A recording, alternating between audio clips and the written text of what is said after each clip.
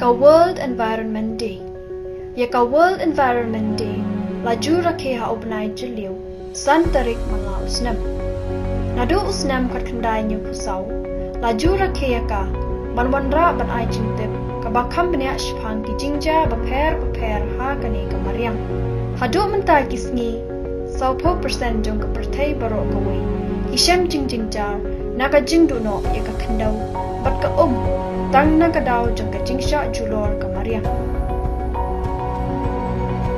Ka jingstang jong usnam arajar arpo kalong ka jingdu no bat ka jingjot bashir kai na ka jingwan ling chop jong unam sniu kum ko bet kat khandai ka jingplu ding jong ki klaw ki pita ka jingpin julor jong ka area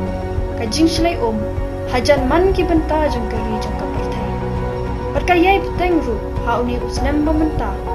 arajar arpo umba kalong hadu menta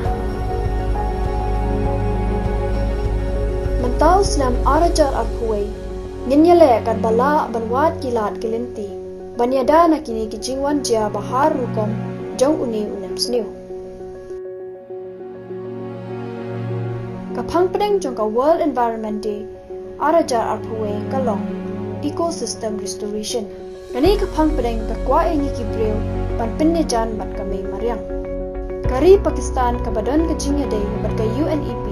kan day kanong pedang. Lani ka hos na ka banta menta usnam ka perthai ka de ka jakasa jong ki phawla ki jaching thaw ki ba em ki khlaw ki pata ha India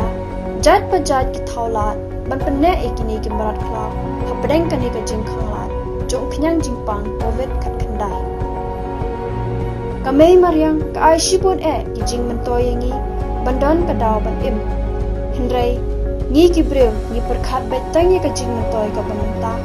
ni ka bahadin ni ka lawai banwan hendrai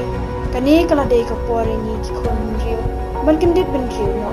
shwa ban der ka por ban penlong ye ka mai mariang ka bajar ngang sirta